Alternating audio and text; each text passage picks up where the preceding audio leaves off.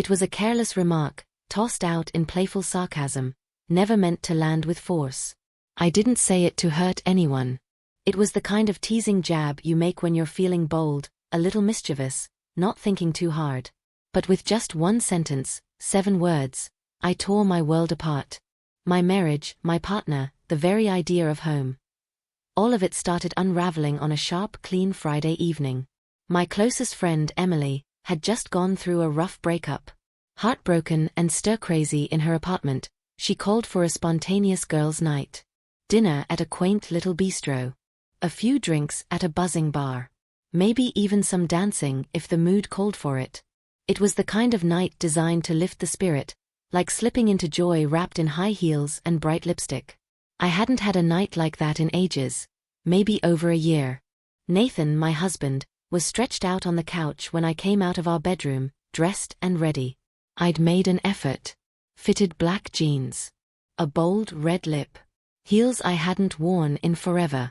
Not overdone, but just enough to feel vibrant. He looked up from his phone, his eyebrow arched. "Well, don't you look sharp," he said with a soft smirk. "Who's all this for?" I laughed, without a second thought, and tossed back. "Oh, in case I find someone better." Right then, something flickered across his face.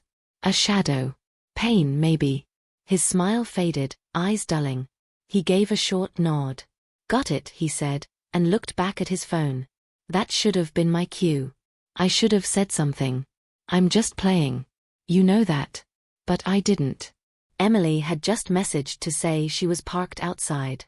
My mind was already halfway out the door. I leaned down, kissed Nathan lightly on the cheek, and left, completely unaware that I'd just pulled the pin on a grenade. The night was wild and freeing. Loud music. Too many mojitos. Laughter that felt like it stitched parts of me back together. I hadn't felt that light in a long, long time.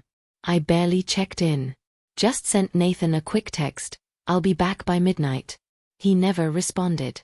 When I stumbled into the house hours later, the silence felt off, thick and unfamiliar.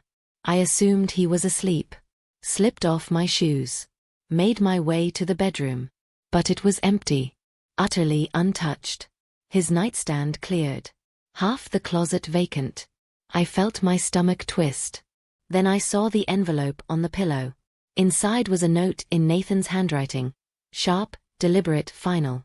"If you're looking for someone better, I won't be in your way. Divorce papers come tomorrow. I hope you find what you're after. Nathan." My legs gave out. I dropped to the floor, reading the note again and again, convinced I'd misunderstood. This couldn't be real. I called his phone. No answer. The next morning, I drove to his brother's house, where I'd heard he was staying. He refused to see me.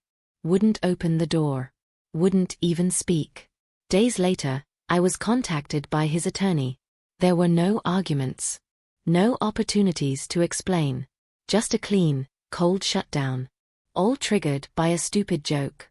Or maybe, not just the joke.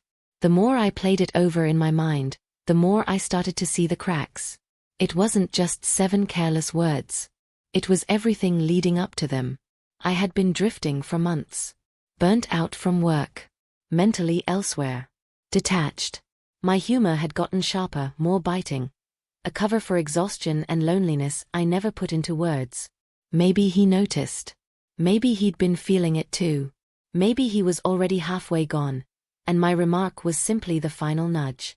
I've replayed that night in my head 1,000 times. What if I'd said, "For you, obviously," with a wink?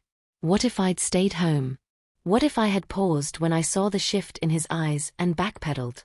But real life doesn't come with do-overs. Only the moments you choose, and the fallout they leave behind. Mine came down to 7 words. Nearly a year has passed since Nathan walked away. I still glance at the driveway sometimes, hoping to see his truck pull in. I wonder if he ever thinks of me. If he wakes up reaching for a space that used to be mine. I wasn't looking for anyone better. I never meant that. All I wanted was to be seen by him again, to feel that gaze, that quiet warmth he used to carry for me. But life taught me something brutal. Words don't have to be sincere to cause damage. Sometimes, The things we say thoughtlessly are the ones that ruin everything. And sometimes, the person who matters most won't wait for us to take it back.